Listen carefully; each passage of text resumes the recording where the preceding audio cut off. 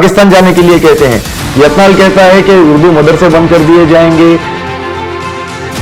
और हम लोगों को पाकिस्तान भेज दिया जाएगा। हमारी कम्युनिटी के लिए हिंदुस्तान के 3 टुकड़े हो गए। कटील कहता है कि तालिबानाइजेशन ऑफ एजुकेशन, कुछ भी अगर बात करता है तो उसे हेट स्पीच के नाम पे अंदर कर दिया जाएगा, यूएपीए लगा दिया जाएगा। फिर हिंदू मुस्लिम का एक इशू उठाकर हिजाब के टॉपिक पे एक कम्युनल राइट से फैलाने का काम कर रहे हैं। तालिबान अफगानिस्तान बोल के बोलते हैं, इनसे लिंक जुड़े हुए हैं बोलते हैं, इनको तालिबान और पाकिस्तान वाले इनको कौन ऐसे की जानकारी दिए?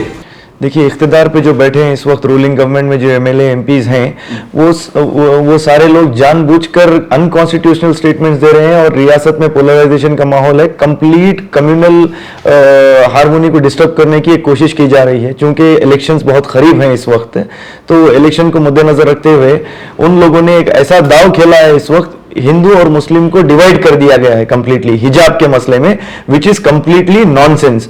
बड़े गद्दावर नेता जिसको माना जाता है बीजेपी में, ईश्वरप्पा हैं, यंग ब्लड जिसे माना जाता है, ये प्रताप सिम्हा जो एमपी हैं, बीजेपी के जो चीफ कटील हैं, और बसनगौड़ा यत्नाल जो फॉर्मर मिनिस्टर हैं, इन लोगों के इतने बेहुदा और गैर कानूनी स्टेटमेंट्स हैं जिसके ऊपर पुलिस महकमे को सुमोटो एक्शन लेना चाहिए था, जो लिया नहीं।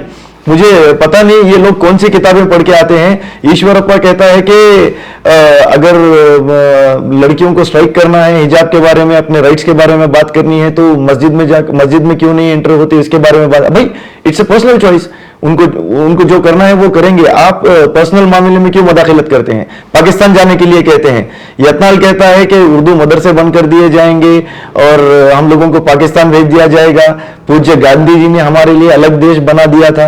और ये प्रताप सिम्हा कहता है कि हमारी कम्युनिटी के लिए हिंदुस्तान के 3 टुकड़े हो गए और हमारे लिए पाकिस्तान बनाया गया है, तुम पाकिस्तान चले जाओ। कटील कहता है कि तालिबानाइजेशन ऑफ एजुकेशन। ये इतने बड़े बड़े वर्ड्स का ये लोग इस्तेमाल करते हैं। समझते क्या है ये लोग अपने आप को? क्या हमें सेकेंड क्लास सिटीजन समझते हैं?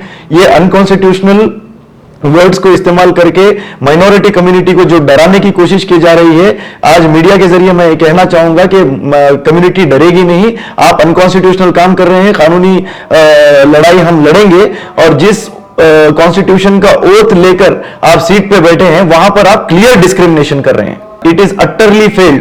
आप देखिए, रिकॉर्ड्स उठाकर देखिए, कहीं पर भी अगर एक कॉमन मैन स्पीच देता है या अवेयरनेस की बात करता है, अगर वो स्पेशली माइनॉरिटी कम्युनिटी से जुड़ा होता है, कुछ भी अगर बात करता है, तो उसे हेट स्पीच के नाम पे अंदर कर दिया जाएगा, यूएपीए लगा दिया जाएगा। लेकिन जब से इन लोगों ने हेट स्पीच देना शुरू की है, कर्नाटका में एक अनरेस्ट माहौल बन चुका है। मैं नहीं कह रहा हूं, ये पुलिस के रिकॉर्ड्स कह रहे हैं, और खुद सीएम ने माहौल को देखते हुए 3 दिन सारे कॉलेजेस को बंद करवाया है उन्होंने। हर मीडिया में हम देखते हैं कि कॉलेज जाने वाले बच्चे पथराव कर रहे हैं, और ये रिवेंज जैसा माहौल बना हुआ है। हिजाब जो है एक ट्रेडिशनल, एक कल्चरल एस्पेक्ट है मुस्लिम कम्युनिटी का। अगर वो हिजाब पहन रहे हैं तो सैफरन शॉल डालकर बच्चे कह रहे हैं, स्टूडेंट्स कह रहे हैं कि अगर आप हिजाब डालोगे तो हम शॉल डालेंगे, अगर आप हिजाब निकालोगे तो हम शॉल निकालेंगे। ये कंप्लीटली रिवेंज का मैटर हो गया है। आज हमने रियासत के डीजी आईजीपी के पास एक शिकायत दर्ज करवाई है, जिसके अंदर हमने 4 लोगों के नाम लिखाए हैं। बीजेपी चीफ के कटील का नाम है, उसके अंदर एमपी प्रताप सिम्हा का नाम है, बसनगौड़ा यत्नाल का नाम है और ईश्वरप्पा का नाम है। इनके अनकॉन्स्टिट्यूशनल स्टेटमेंट्स को हमने मेंशन करते हुए ये पुलिस महकमे से ये हमने मुतालबा किया है कि इनके ऊपर सेक्शन 153 और 295A और 505B आईपीसी के तहत इनके ऊपर केस किया जाए, और there is no discrimination in law. जो कोई भी गलत करता है उसको उसकी सजा मिलनी ही चाहिए। इसके तहत हमने मुतालबा किया डीजीपी से कि केस रजिस्टर करें। अब उन्होंने हमारी कंप्लेंट तो ली है, देखते हैं अगर वो एफआईआर करते हैं या नहीं करते हैं। अगर यहाँ पर भी हमसे डिस्क्रिमिनेशन होता है तो definitely we will approach honourable court and we will file a private complaint against them. अब के हालात जो इस तरह से गुजर रहे हैं, जो भारत हमारा बहुत तबाही के कगार पे आ गया, जैसे कि कोरोना की महामारी से लेके अब तक 2 साल बच्चों के पूरी पढ़ाई तबाह हो गई। अभी कर्नाटक में भी एक साल लगभग करीब इलेक्शन आने वाला है। ये इलेक्शन, ये लोग डेवलपमेंट के आधार पर वोट लिए थे। ये लोग पूरी तरह से कर्नाटक सरकार, ये बीजेपी सरकार फेल हो गई है। इनके पास किसी तरह का भी मुद्दा नहीं है। यहाँ पर लोग का जहन से मुद्दे भटकाने के लिए हिंदू मुस्लिम का ये खेल उनके लिए बहुत पुराना है। और यहाँ पर फिर हिंदू मुस्लिम का एक इशू उठाकर हिजाब के टॉपिक पे एक कम्युनल राइट्स फैलाने का काम कर रहे हैं। अभी यहाँ पे मंडिया पे हम जाके विजिट कर रहे हैं, वहां पर एक पीयू कॉलेज में हिंदू मुस्लिम सभी बहनें एक ही बेंच पे बैठकर साथ पढ़ के लिखने करने वाले, उनके जहनों में जहर घोला गया। यही पॉलिटिशियन, तो ये पॉलिटिशियन जहर इस तरह का घोला गया, हिजाब के अपोज में केसरी शाल बोल के लाया गया यहाँ पे, क्योंकि ये डेमोक्रेसी उनके फंडामेंटल राइट्स है। आप किसी तरह का भी पहन सकते हैं, ओढ़ सकते हैं, इसमें किसी का भी ऑब्जेक्शन नहीं है। यहां पर हिजाब के मसले से लेके लड़की पीयू कॉलेज में बाइक लेकर अंदर चले आती, कुछ वहां पर एबीवीपी के स्टूडेंट भी कहा जाता, बीजेपी के बजरंग दल के भी कहा जाता, ये सारे लोग मिलकर एक लड़की पे टूट पड़ते, टूट इसीलिए पड़ते कि हिजाब निकालो। वो लड़की सारे लोग को फेस करके वापस कॉलेज में चले जाती है।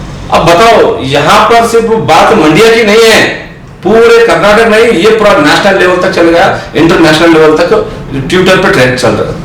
मैं ये बताना चाहता हूं, मैं कल मंडिया में था, मेरे सभी सिराज जाफरी साहब पूरी टीम वहां पे उस लड़की के घर पे गए। वो लड़की के मुंह से हम सुनने के बाद हैरत और परेशान हो गए। वो लड़की का कहना ये था, वहां पर हमने ये पूछा कि ये सारे उसी कॉलेज के स्टूडेंट है, वो लड़की का कहना यह था सिर्फ कॉलेज के 10% लोग थे, 90% को तो हम देखे ही नहीं, हम जानते ही नहीं।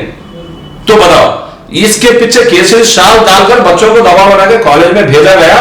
और यहाँ पर पुलिस डिपार्टमेंट डीजीपी साहब से हमारी अपील इतनी है, इसमें सख्त से सख्त कार्रवाई करें। सोशल मीडिया पे वीडियो वायरल हो रहा है, एक एक बच्चे का आइडेंटिफाई करो, डीप इन्वेस्टिगेशन करके सबको अरेस्ट करने का काम करो, लॉ एंड ऑर्डर बरकरार रखने का काम करो। और यहाँ पर प्रताप सेना और बोले सो बीजेपी के जो स्टेट प्रेसिडेंट है, ईश्वरप्पा है, यातना है, ऐसे लोगों के ऊपर जबान पे लगाम देना चाहिए, क्योंकि ये लोग ऐसे गैर जरूरी बात करते, कोई तालिबान को भेजने की बात करता, कोई अफगानिस्तान को भेजने की बात करता।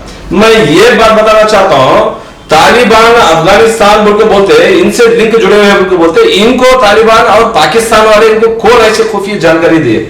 क्योंकि अब इनको ही पकड़ के इंक्वायरी करना चाहिए कि पाकिस्तान और तालिबान वाले तुम्हारे को ऐसे कौन सा अथॉरिटी दिए, उस आधार पर यहां पर रहने वाले माइनॉरिटीज को टारगेट कर रहे हैं तो।